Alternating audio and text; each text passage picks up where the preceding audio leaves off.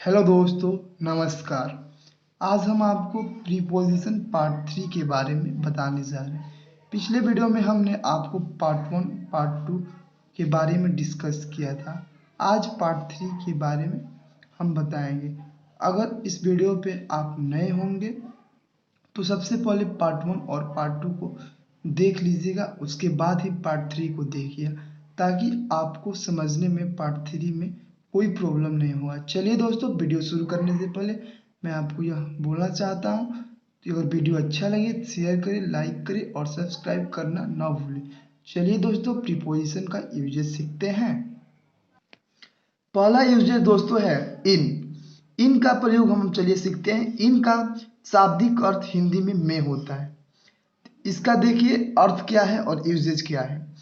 जब कोई वस्तु या व्यक्ति किसी सीमा रेखा में पहले से मौजूद होता है तो उसे दर्शाने के लिए इसका प्रयोग करते हैं। जैसे ये नदी हुआ, इसमें नाव पहले से चल रही है तो इसके लिए नाव के लिए इन का प्रयोग होता है। जैसे आप इस घर में हैं, ये घर है, घर में आप हैं तो आपके लिए इन का प्रयोग होगा। चलिए एग्जाम्पल के माध्यम से सीखते हैं।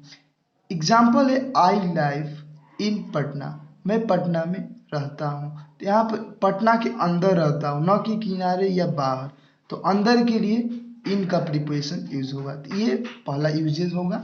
चलिए एग्जाम्पल के माध्यम से आपको समझ में आ गया होगा। चलिए दूसरा यूजेज सीखते हैं। चलिए प्रीपोजिशन का दूसरा यूजेज सीखते हैं। इनटू। इनटू का हिंदी होता है में और इन का भी हिंदी होता है में, लेकिन इन दोनों में काफ़ी डिफरेंस है।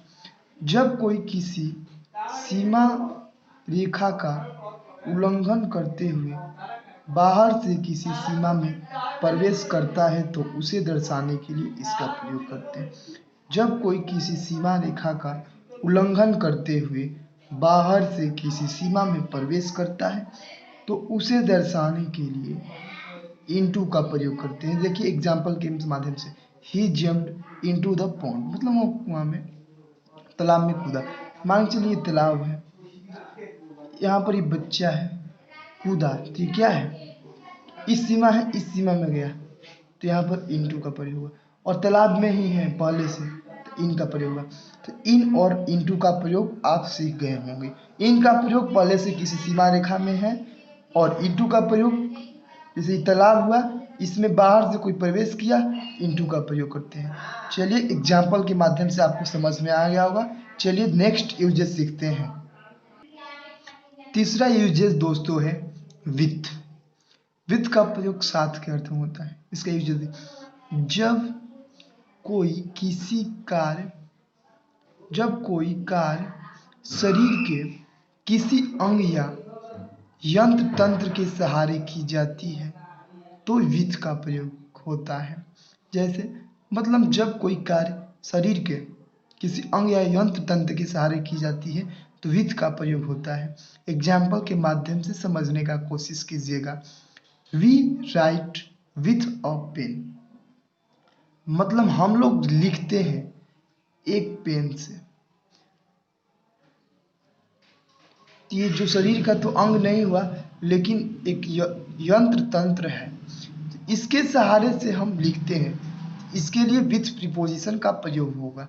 तो चलिए आपको विथ प्रीपोजिशन भी क्लियर हो गया होगा। चलिए नेक्स्ट प्रीपोजिशन का यूजेस देखते हैं, वह क्या है। फोर्थ नंबर यूजेस दोस्तों क्या है, बाय।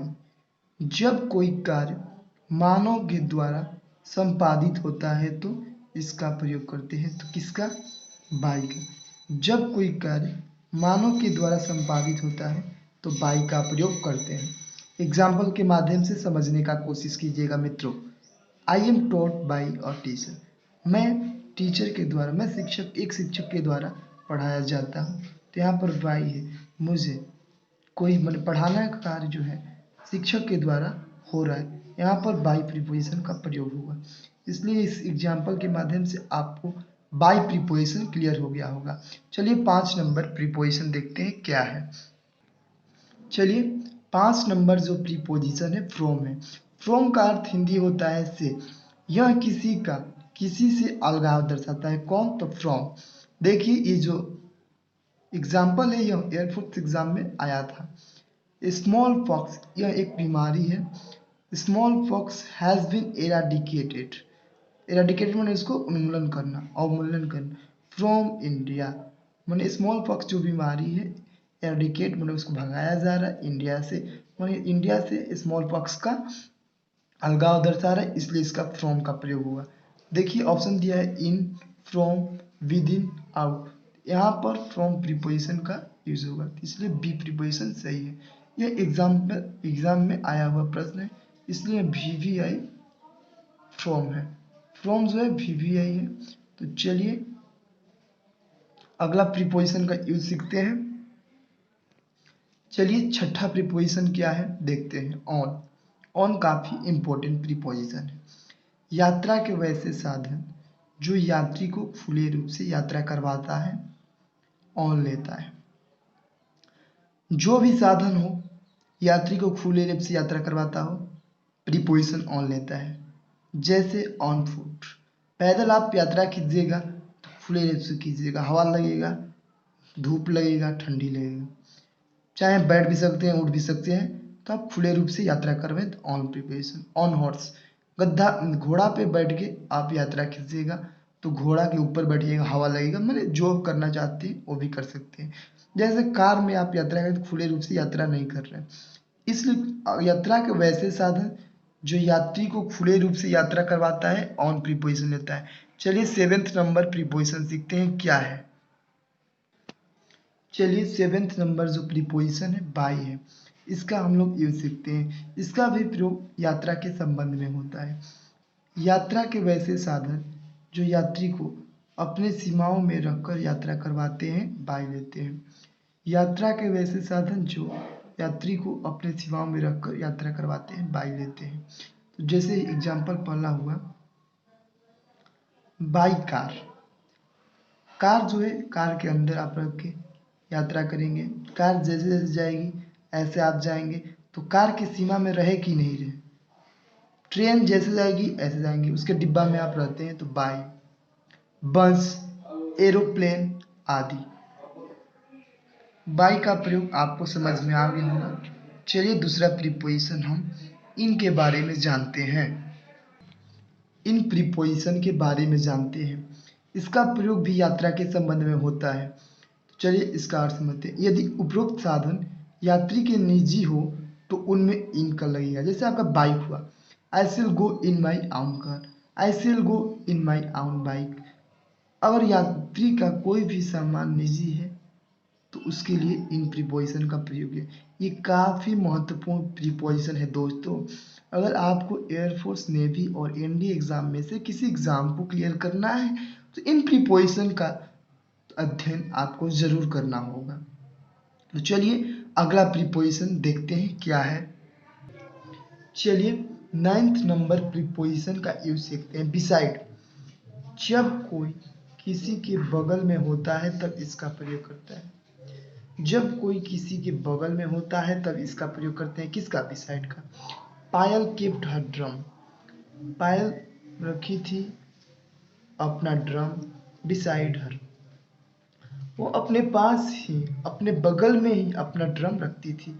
तो बगल के सेंस में बिसाइड का प्रयोग करता है, पास के सेंस में बिसाइड का प्रयोग करते हैं। चलिए 10th नंबर प्रीपोजिशन का अध्ययन करते हैं और जानते हैं उपभोक्ता क्या है। चलिए एट प्रीपोजिशन के बारे में जानते हैं। एट प्रीपोजिशन का प्रयोग अनेक अर्थों में होता है। पहला तो हमने आपको बता चुका, छोटे छोटे कस्बे, गांव आदि के नाम के पहले एट का प्रयोग होता है, बड़े के लिए इन। एट का प्रयोग घड़ी के समय के साथ एट का प्रयोग होता है। घड़ी के समय के साथ भी एट का प्रयोग होता है, जैसे eight 5 o'clock, eight 9 PM, etc। घड़ी के प्रयोग के साथ भी एट का प्रयोग होता है दोस्तों। चलिए ध्यानपूर्वक अध्ययन कीजिएगा। अगला प्रीपोजिशन जानते हैं वह क्या है। चलिए हम ऑन प्रीपोजिशन के बारे में जानते हैं। ऑन का प्रयोग भी अनेक अर्थों में होता है, लेकिन जो महत्वपूर्ण है उसी को हम आपको बताएंगे। ऑन का प्रयोग सबसे पहले तो यात्रा के लिए होता है, हमने आपको बता चुका हूँ पिछले क्वेश्चन में। लेकिन ऑन का प्रयोग, इसका प्रयोग दिन तथा दिनांक के साथ भी होता है। The examination will begin on Monday, परीक्षा जो है सोमवार को शुरू होगा। ऑन का प्रीपोजिशन यूज करते हैं। ये दोस्तों काफी महत्वपूर्ण प्रीपोजिशन है जो एनडीए एग्जाम में पूछा जा चुका है। इसे काफी ध्यानपूर्वक आप लोग अध्ययन कीजिएगा। चलिए नेक्स्ट प्रीपोजिशन के बारे में जानते हैं क्या है। तो चलिए दोस्तों अबाउट प्रीपोजिशन के बारे में जानते हैं। अबाउट प्रीपोजिशन होता क्या है। इसका अर्थ शाब्दिक अर्थ होता है के बारे में, के संदर्भ में, के संबंध में। दोस्तों इसका एग्जाम्पल देखिए, आपको क्लियर हो जाएगा। He was talking about you. वह आपके बारे में बात कर रहा था। के बारे में, के संदर्भ में, के संबंध के अर्थ में अबाउट का प्रयोग होगा। तो ये भी प्रीपोजिशन काफी महत्वपूर्ण है दोस्तों। आपको इस एग्जाम्पल के माध्यम से ये प्रीपोजिशन क्लियर हो जाएगा। आपको कभी नहीं भूल पाएंगे दोस्तों, आपसे ये वादा है मेरा। मैं आपको गारंटी देता हूं दोस्तों, अगर आप ये प्रीपोजिशन जितना भी मैं पढ़ा रहा हूं उसे पढ़ लिए तो आपको एग्जाम में एक भी प्रश्न नहीं छूटेगा दोस्तों। चलिए दोस्तों अबाउट प्रीपोजिशन के बारे में जाते हैं। अबाउट प्रीपोजिशन का अर्थ लगभग भी होता है के बारे में, के संदर्भ में, के संबंध में। आपको मैंने पिछले क्वेश्चन में बता दिया हूँ। इसका अर्थ लगभग के अर्थ में भी होता है। I am about 23 years. मैं लगभग 23 वर्ष का हूँ। इसका प्रयोग एज बताने के लिए भी होता है। I am about 23 years old, जैसे अबाउट। यह भी काफी महत्वपूर्ण प्रीपोजिशन है दोस्तों। चलिए दोस्तों धन्यवाद। इस वीडियो में इतना ही, मिलते हैं अगले वीडियो में। इस वीडियो को समाप्त करने से पहले मैं आपको बता देना चाहता हूँ कि अगर ये वीडियो आपको अच्छा लगे तो लाइक करें, शेयर करें और सब्सक्राइब करना ना भूलें। दोस्तों एक कंफ्यूजन आपको हो रहा होगा पढ़ने के दौरान कि सर इंग्लिश ग्रामर पढ़ा रहे हैं लेकिन हिंदी में क्यों पढ़ा रहे हैं। दोस्तों मैं आपको बता देना चाहता हूँ, अगर आपको ग्रामर पढ़ना है, इंग्लिश ग्रामर, तो हिंदी में ही पढ़ना चाहिए। क्योंकि आपको दिमाग, ये रूल है दोस्तों, रटंत है, रटंत। तो रटना पड़ेगा आपको ये, और समझना भी पड़ेगा। कुछ कुछ समझना पड़ेगा और कुछ कुछ रटना पड़ेगा। अगर आप इंग्लिश ग्रामर हिंदी माध्यम से पढ़ते हैं तो आपको काफ़ी समझ में आएगा, और एग्जाम का जो भी प्रश्न इंग्लिश में आएगा वो काफ़ी आसानी से समझ में आ जाएगा। इसलिए मैं हिंदी में बताता हूँ आपको दोस्तों। काफ़ी टीचर ऐसे हैं जो इंग्लिश में भी बताते हैं। अगर उनका वीडियो अच्छा लगे उनका भी देखिए, मेरा अच्छा लगे मेरा भी देखिए। इसमें कोई हस्तक्षेप नहीं है आपसे। हाँ लेकिन मैं इतना जरूर कहना चाहता हूँ, जितना मैं प्रीपोजिशन पढ़ा रहा हूँ, सीरीज स्टार्ट किया हूँ, वह काफ़ी इंपॉर्टेंट प्रीपोजिशन है दोस्तों। यह प्रीपोजिशन आप अगर याद कर लिए तो किसी भी exam, specially for air force, navy, NDA exam दोस्तों, आपको उसमें से प्रीपोजिशन के क्वेश्चन में से आपको एक भी क्वेश्चन नहीं छूटेगा दोस्तों। मैं गारंटी देता हूँ। आप किसी भी एग्जाम की सेट उठाकर एयरफोर्स, नेवी, एनडीए मिलाकर देख सकते हैं। चलिए दोस्तों, जय हिंद दोस्तों, नमस्कार।